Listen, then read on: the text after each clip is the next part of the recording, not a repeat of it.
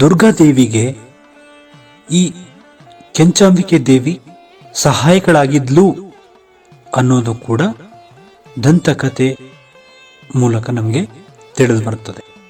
ಅಂದ್ರೆ ಆ ರಾಕ್ಷಸನ್ನ ಸಂಹಾರ ಮಾಡುವಂತ ಸಂದರ್ಭದಲ್ಲಿ ಈ ಕೆಂಚಾಂಬಿಕೆ ದೇವಿಯು ದುರ್ಗಾದೇವಿಗೆ ಸಹಾಯಕಳಾಗಿ ರಕ್ತಬೀಜಾಸುರ ರಾಕ್ಷಸನನ್ನ ಸಂಹಾರ ಮಾಡೋದಕ್ಕೆ ಸಹಾಯಕರಾಗಿ ಇದ್ರು ಅನ್ನೋದು ಬಲ್ಲ ಮೂಲಗಳು ಅಥವಾ ಪ್ರವಾಸಿ ಮೂಲಗಳಿಂದ ನಮಗೆ ತಿಳಿದು ಬಂದಂತಹ ಮಾಹಿತಿ. ನೀವೀಗ ಕೇಳುತ್ತಿದ್ದೀರಾ ಮಾಹಿತಿ ಖಜಾನೆಯ ಕಾರ್ಯಕ್ರಮಗಳನ್ನು. ಈಗ ಮಾಹಿತಿ ಖಜಾನೆಯಲ್ಲಿ ಕೆಲವು ಜಿಲ್ಲೆಗಳ ಪ್ರವಾಸಿ ತಾಣಗಳು, ವಿವಿಧ ಜಿಲ್ಲೆಗಳ ಪ್ರವಾಸಿ ತಾಣಗಳನ್ನು ಪರಿಚಯಿಸುವ ವಿಶೇಷ ಮಾಲಿಕೆ. ಕೇಳಿ, ಕೆಲವು ಜಿಲ್ಲೆಯ ಪ್ರವಾಸಿ ತಾಣಗಳು ನಿಮ್ಮ ಮೆಚ್ಚಿನ ಮಾಹಿತಿ ಖಜಾನೆಯಲ್ಲಿ. ಕೇಳಿ, ಆನಂದಿಸಿ ಹಾಗೂ ಭೇಟಿ ನೀಡಿ.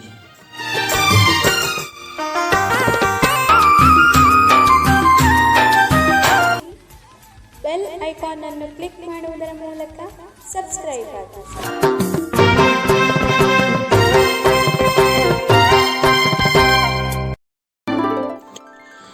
ನಮಸ್ಕಾರ ಸ್ನೇಹಿತರೆ, ಮಾಹಿತಿ ಖಜಾನೆಯ ಇವತ್ತಿನ ಹಲವು ಜಿಲ್ಲೆಗಳ ಪ್ರವಾಸಿ ತಾಣಗಳು ಮಾಲಿಕೆಗೆ ಪ್ರೀತಿಯ ಸ್ವಾಗತವನ್ನು ಕೋರ್ತಾ ಇರೋದು ನಾನು ನಿಮ್ಮ ಗೆಳೆಯ ಶರತ್.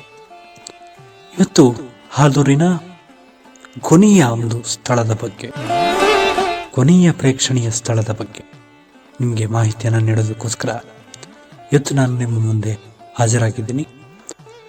ಸ್ನೇಹಿತರೆ, ಅನೇಕ ದೇವಾಲಯಗಳು ಹಾಲೂರಿನಲ್ಲಿ ಇದೆ. ಅದರ ಬಗ್ಗೆ ಈಗಾಗಲೇ ಇಂದಿನ ಸಂಚಿಕೆಗಳಲ್ಲಿ ನೀವು ತಿಳ್ಕೊಂಡಿದ್ದೀರಿ. ಇದು ಕೂಡ ಕೊನೆಯ ಒಂದು ದೇವಾಲಯ, ಹಾಗೆ ಒಂದು ಊರು ಅಂತಾನೆ ಇದನ್ನು ಹೇಳ್ಬೋದು. ಕೆಂಚಮ್ಮನ ಹೊಸಕೋಟೆ ಇದು ಹಾಲೂರಿನಲ್ಲಿ ನಿಮಗೆ ಸಿಗುವಂತ ಒಂದು ಸ್ಥಳ. ಇಲ್ಲಿ ಕೆಂಚಮ್ಮ ದೇವಿಯ ಒಂದು ದೇವಾಲಯ ಕೂಡ ಇದೆ. ಹಾಗಾಗಿ ಈ ಊರಿಗೆ ಕೆಂಚಮ್ಮನ ಹೊಸಕೋಟೆ ಅಂತ ಹೆಸರು ಬಂತು ಅಂತ ಹೇಳಿ ಒಂದು ನಮ್ಮ ಸಂಶೋಧನಾ ಮೂಲಗಳು ನಮಗೆ ತಿಳಿಯಪಡಿಸ್ತದೆ. ಇದು ಜಿಲ್ಲಾ ಕೇಂದ್ರದಿಂದ 32 ಕಿಲೋಮೀಟರ್ ದೂರದಲ್ಲಿ ನಮಗೆ ಕಾಣಸಿಗುತ್ತದೆ. ಹಾಗೆ ತಾಲೂಕು ಕೇಂದ್ರದಿಂದ 22 ಕಿಲೋಮೀಟರ್ ದೂರದಲ್ಲಿದ್ರೆ, ಹಾಗೆ ಹಾಲೂರಿನಿಂದ ಇದು ಸುಮಾರು 92 ಕಿಲೋಮೀಟರ್ ದೂರದಲ್ಲಿ ನಮಗೆ ಈ ಒಂದು ಸ್ಥಳ ಕಾಣಸಿಗುತ್ತದೆ. ಇದು ಬಾಳುಪೇಟೆ ಸೋಮಾರ್ಪೇಟೆ ಹಂಚಿನ ಒಂದು ಹೋಬಳಿ ಕೇಂದ್ರ ಸ್ಥಾನವಾಗಿದ್ದು, ಇದರ ಸುತ್ತಮುತ್ತ ಕಾಫಿ ತೋಟಗಳು ಹಾಗೂ ಹಲವಾರು ಹೂಗಳು ಹಾಗೆ ಹಸಿರು ಪರಿಸರದಿಂದ ಕಂಗೊಳಿಸುತ್ತಾ ನೋಡುಗರ ಕಣ್ಣಿಗೆ ಹಬ್ಬವೇ ಸರಿ ಅಂತ ಹೇಳ್ಬೋದು. ಅಂದ್ರೆ ನೋಡುಗರನ್ನ ರಮಣೀಯವಾಗಿ ಆಗಿಸೋದರ ಜೊತೆಗೆ ಅವರ ಒಂದು ಮನಸ್ಸಿಗೆ ನೆಮ್ಮದಿಯನ್ನ ನೀಡುವಂತ ಒಂದು ಸ್ಥಳ ಅಂದ್ರೆ ಕೆಂಚಮ್ಮನ ಕೋಟೆ ಅನ್ನುವಂತ ಈ ಒಂದು ಸ್ಥಳ. ಇಲ್ಲಿಂದ 9 ಕಿಲೋಮೀಟರ್ ದೂರದಲ್ಲಿ ಕೆಂಚಾಂಬಿಕೆ ದೇವಿಯ ದೇವಾಲಯವಿರೋದನ್ನ ನಾವು ಮುಖ್ಯವಾಗಿ ಗಮನಿಸಬಹುದು. ಈ ಒಂದು ಸ್ಥಳಕ್ಕೆ ಭೇಟಿ ನೀಡಿದಂಥ ಸಂದರ್ಭದಲ್ಲಿ ನೀವು 9 ಕಿಲೋಮೀಟರ್ ದೂರದಲ್ಲಿರುವಂತಹ ಕೆಂಚಾಂಬಿಕೆ ದೇವಿಯ ದೇವಸ್ಥಾನವನ್ನು ನೋಡೋದನ್ನ ಖಂಡಿತವಾಗ್ಲೂ ಮರಿಬೇಡಿ. ಇಲ್ಲಿ ವರ್ಷದಲ್ಲಿ 2 ಬಾರಿ ಸುತ್ತಮುತ್ತಲ ಹಳ್ಳಿಯ ಜನರು ಸೇರಿಕೊಂಡು ಜಾತ್ರಾ ಮಹೋತ್ಸವವನ್ನ ನಡೆಸ್ತಾರೆ. ಅಂದ್ರೆ ಇಲ್ಲಿ ವರ್ಷಕ್ಕೆ 2 ಬಾರಿ ಜಾತ್ರೆಯನ್ನ ಮಾಡ್ತಾರೆ. ಅಂದ್ರೆ ದೇವಿಯ ಮೆರವಣಿಗೆ ಮಾಡುವಂಥದ್ದಿರಬಹುದು ಅಥವಾ ದೇವಿಯ ಒಂದು ಪೂಜಾ ಕೈಂಕರ್ಯಗಳು ಇವೆಲ್ಲವೂ ಕೂಡ ಪ್ರತಿನಿತ್ಯ ನಡೀತವೆ. ಆದರೆ ವರ್ಷದಲ್ಲಿ 2 ಬಾರಿ ಮಾತ್ರ ಒಂದು ರೀತಿಯ ಸುತ್ತಮುತ್ತಲಿನ ಎಲ್ಲ ಹಳ್ಳಿ ಜನರು ಸೇರಿಕೊಂಡು ದೇವಿಗೆ ವಿಶೇಷವಾದ ಪೂಜೆಯನ್ನು ಮಾಡುವುದರ ಮೂಲಕ ಅಲ್ಲಿ ವಿಜೃಂಭಣೆಯಿಂದ ಜಾತ್ರೆಯನ್ನು ಆಚರಣೆ ಮಾಡೋದನ್ನು ನಾವು ಮುಖ್ಯವಾಗಿ ಗಮನಿಸ್ತೇವೆ. ದಂತಕಥೆಯ ಪ್ರಕಾರ ಈ ಕೆಂಚಾಂಬಿಕೆ ದೇವಿ ಏನಿದ್ದಾಳೆ, ಈ ದೇವಿ ಸತ್ತ ಮಾತೃಕೆಯಲ್ಲಿ ಒಬ್ಬಳು ಅಂತ ಹೇಳೋದ್ರ ಜೊತೆಗೆ ಹಾಸನಾಂಬ ದೇವಿಯ ಸೋದರಿ ಅಂತ ಕೂಡ ಇಲ್ಲಿ ಉಲ್ಲೇಖ ಇರೋದನ್ನು ನಾವು ಮುಖ್ಯವಾಗಿ ಗಮನಿಸ್ತೇವೆ. ಯಾಕಂದ್ರೆ ನಾವು ಉಲ್ಲೇಖ ಇಲ್ಲದೆ ಯಾವುದನ್ನು ಕೂಡ ಮಾತನಾಡಬಾರ್ದು, ಹಾಗೆ ತಪ್ಪು ಮಾಹಿತಿಗಳನ್ನು ಕೂಡ ನೀಡಬಾರ್ದು. ಹಾಗಾಗಿ ಇಲ್ಲಿ ಉಲ್ಲೇಖ ಇರೋದ್ರಿಂದ ನಾವು ಇದನ್ನ ಮುಕ್ತವಾಗಿ ಹೇಳ್ಬೋದು. ಅಂದ್ರೆ ಸಪ್ತ ಮಾತೃಕೆಯಲ್ಲಿ ಒಬ್ಳು ಆಗಿ ಕೆಂಚಾಂಬಿಕೆ ದೇವಿ ಕಾಣಿಸ್ಕೊಳ್ಳೋದನ್ನ ನಾವು ಗಮನಿಸ್ತೇವೆ. ಜೊತೆಗೆ ಹಾಸನಾಂಬ ದೇವಿಯ ಸಹೋದರಿ ಅಂತ ಕೂಡ ದಂತಕಥೆ ಇರೋದನ್ನ ನಾವು ಮುಖ್ಯವಾಗಿ ಇಲ್ಲಿ ಗಮನಿಸ್ತೇವೆ. ಇನ್ನು ರಕ್ತ ಬೀಜಾಕ್ಷರ ಅನ್ನುವಂಥ ರಾಕ್ಷಸ ಏನಿದ್ದಾನೆ, ಅವನನ್ನ ಸಂಹಾರ ಮಾಡುವಂತ ಸಂದರ್ಭದಲ್ಲಿ ದುರ್ಗಾದೇವಿಗೆ ಈ ಕೆಂಚಾಂಬಿಕೆ ದೇವಿ ಸಹಾಯಕಳಾಗಿದ್ಲು ಅನ್ನೋದು ಕೂಡ ದಂತಕಥೆ ಮೂಲಕ ನಮಗೆ ತಿಳಿದು ಬರುತ್ತದೆ. ಅಂದ್ರೆ ಆ ರಾಕ್ಷಸನನ್ನ ಸಂಹಾರ ಮಾಡುವಂತ ಸಂದರ್ಭದಲ್ಲಿ ಈ ಕೆಂಚಾಂಬಿಕೆ ದೇವಿಯು ದುರ್ಗಾದೇವಿಗೆ ಸಹಾಯಕಳಾಗಿ ರಕ್ತ ಬೀಜಾಸುರ ರಾಕ್ಷಸನನ್ನ ಸಂಹಾರ ಮಾಡೋದಕ್ಕೆ ಸಹಾಯಕರಾಗಿ ಇದ್ರು ಅನ್ನೋದು ಬಲ್ಲ ಮೂಲಗಳು ಅಥವಾ ಪ್ರವಾಸಿ ಮೂಲಗಳಿಂದ ನಮಗೆ ತಿಳಿದು ಬಂದಂತಹ ಮಾಹಿತಿ.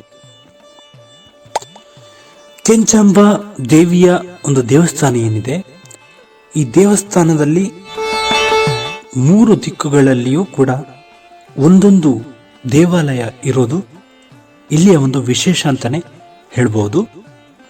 ಇದು ನೋಡುಗರಿಗೆ ಹಾಗೆ ಎಲ್ಲ ಭಕ್ತಾದಿಗಳಿಗೆ ಇದೊಂದು ವಿಶೇಷವಾದಂಥ ವಿಷಯ ಅಂತಾನೆ ಹೇಳ್ಬೋದು. ಯಾಕಂದ್ರೆ ಈ ಒಂದು ದೇವಾಲಯಕ್ಕೆ ಭೇಟಿ ನೀಡಿದಂಥ ಸಂದರ್ಭದಲ್ಲಿ ಆ 3 ದೇವಾಲಯಗಳಿಗೂ ಭೇಟಿ ನೀಡೋದರ ಮೂಲಕ ಒಂದು ದೇವರ ದರ್ಶನವನ್ನು ಪಡೆಯೋದಕ್ಕೆ ಸಹಾಯಕವಾಗುತ್ತೆ. ಪೂರ್ವಕ್ಕೆ ಅರ್ಧ ಕಿಲೋಮೀಟರ್ ದೂರದಲ್ಲಿ ಈಶ್ವರನ ದೇವಸ್ಥಾನ, ಹಾಗೆ ಪಶ್ಚಿಮಕ್ಕೆ ಸಿಂಧು ಬ್ರಹ್ಮನ ದೇವಾಲಯ ಇದ್ದರೆ, ಇನ್ನು ದಕ್ಷಿಣಕ್ಕೆ ಕೃಷ್ಣ ದೇವಾಲಯ ಇದ್ರೆ, ಹಾಗೆ ಇಲ್ಲೊಂದು ಕೋಟೆ ಕೂಡ ಇದೆ. ಈ ಕೋಟೆಯಲ್ಲಿ ಪ್ರಮುಖವಾಗಿ ಆಂಜನೇಯನ ದೇವಸ್ಥಾನ ಕೂಡ ಇರೋದನ್ನ ನಾವು ಮುಖ್ಯವಾಗಿ ಗಮನಿಸ್ತೇವೆ. ಹಾಗೆ ಪುಟ್ಟದೊಂದು ಕೊಳವು ಕೂಡ ಇಲ್ಲಿ ಇರೋದು ವಿಶೇಷ ಅಂತ ಅನ್ಸುತ್ತೆ. ಹಾಗೆ ಈಶ್ವರ ವಿಗ್ರಹ, ಹಾಗೆ ಗರುಡಗಂಬ, ಹಾಗೆ ಬಸವೇಶ್ವರ ವಿಗ್ರಹಗಳು ಇಲ್ಲಿ ಪ್ರಮುಖವಾಗಿ ಕಾಣಿಸ್ಕೊಳ್ತವೆ. ಇದಾಗಿತ್ತು ಸ್ನೇಹಿತರೆ ಇವತ್ತಿನ ಒಂದು ಪ್ರೇಕ್ಷಣೀಯ ಸ್ಥಳದ ಬಗ್ಗೆ ಒಂದಿಷ್ಟು ಮಾಹಿತಿ. ನೀವು ಈ ಸ್ಥಳಕ್ಕೆ ಭೇಟಿ ನೀಡೋದ್ರ ಮೂಲಕ ಇನ್ನೂ ಹೆಚ್ಚಿನ ವಿಷಯಗಳನ್ನ ತಿಳ್ಕೋಬಹುದು. ಅಷ್ಟೇ ಅಲ್ಲದೆ ಈ ದೇವರುಗಳ ದರ್ಶನವನ್ನು ಪಡೆಯೋದ್ರ ಮೂಲಕ ಪುನೀತರಾಗಬಹುದು ಅಂತ ಹೇಳ್ತಾ, ಮತ್ತೆ ಮುಂದಿನ ವಾರ ಇದೇ ಜಿಲ್ಲೆಯ ಮತ್ತೊಂದು ಸ್ಥಳದ ಬಗ್ಗೆ ನಿಮಗೆ ಮಾಹಿತಿಯನ್ನು ನೀಡ್ತೀನಿ. ಇದುವರೆಗೆ ನೀವು ಹಾಲೂರಿನ ಕೆಲವು ಪ್ರಮುಖ ಪ್ರೇಕ್ಷಣೀಯ ಸ್ಥಳಗಳ ಬಗ್ಗೆ ಮಾಹಿತಿಯನ್ನು ತಿಳ್ಕೊಂಡಿದ್ರಿ. ಮುಂದಿನ ವಾರದಿಂದ ಬೇಲೂರು ಹಾಗೂ ಅರಸೀಕೆರೆಯಲ್ಲಿ ಕಂಡುಬರುವಂತಹ ಕೆಲವೊಂದಷ್ಟು ಪ್ರೇಕ್ಷಣೀಯ ಸ್ಥಳಗಳ ಬಗ್ಗೆ ನಿಮಗೆ ನಾನು ತಿಳಿಸುವನಿದ್ದೆ. ಸ್ನೇಹಿತರೆ, ಈಗ ನಾವು ಹಾಸನ ಜಿಲ್ಲೆಗೆ ಸಂಬಂಧಿಸಿದಂತಹ ಪ್ರವಾಸಿ ತಾಣಗಳ ಬಗ್ಗೆ ನಾವು ತಿಳ್ಕೊಳ್ತಾ ಇದ್ದೇವೆ. ಇದೆಲ್ಲರಿಗೂ ಕೂಡ ನಿಮಗೆ ಗೊತ್ತಿರುವಂಥ ವಿಷಯ. ಇನ್ನೂ ಕೂಡ ಹೆಚ್ಚಿನ ಮಾಹಿತಿಗಳು ಬೇಕು ಅಂತ ಅನಿಸಿದ್ರೆ, ಈ ಸ್ಥಳಕ್ಕೆ ನಾನು ಭೇಟಿ ನೀಡಲೇಬೇಕು ಅಂತ ಅನಿಸಿದ್ರೆ ಈ ಕೂಡಲೇ ಭೇಟಿ ನೀಡಿ. ಹಾಗೆ ಈ ಮಾಹಿತಿಗಳು ನಿಮಗೆ ಇಷ್ಟ ಆದರೆ ಲೈಕ್ ಮಾಡಿ, ಶೇರ್ ಮಾಡಿ, ಹಾಗೆ ನಿಮ್ಮ ಅನಿಸಿಕೆ ಅಭಿಪ್ರಾಯಗಳನ್ನ ಕಾಮೆಂಟ್ ಮುಖಾಂತರ ತಿಳಿಸಬಹುದು. ಇನ್ನೂ ಸಬ್ಸ್ಕ್ರೈಬ್ ಮಾಡದೆ ನೋಡ್ತಾ ಇದ್ರೆ ಈ ಕೂಡಲೇ ಸಬ್ಸ್ಕ್ರೈಬ್ ಮಾಡ್ಕೊಳ್ಳಿ. ನೀವು ಸಬ್ಸ್ಕ್ರೈಬ್ ಮಾಡಿಕೊಂಡ್ರೆ ನಮಗೆ ಖುಷಿ ಆಗುತ್ತೆ, ಹಾಗೆ ಹೊಸ ಹೊಸ ವಿಷಯಗಳನ್ನ ತಿಳಿಸೋದಕ್ಕೆ ಸಹಾಯಕವಾಗುತ್ತೆ ಅಂತ ಹೇಳ್ತಾ, ಮತ್ತೆ ಮುಂದಿನ ವಾರ ಇದೇ ಕಾರ್ಯಕ್ರಮದಲ್ಲಿ ನಿಮ್ಮನ್ನು ಭೇಟಿ ಆಗ್ತೀನಿ. ಅಲ್ಲಿವರೆಗೂ ಮಾಹಿತಿ ಖಜಾನೆಯ ಕಾರ್ಯಕ್ರಮವನ್ನು ಕೇಳ್ತಾ ಇರಿ. ಎಲ್ರಿಗೂ ಒಳ್ಳೆಯದಾಗಲಿ. ನಮಸ್ಕಾರ. ಜೈ ಹಿಂದ್, ಜೈ ಕರ್ನಾಟಕ ಮಾತೆ.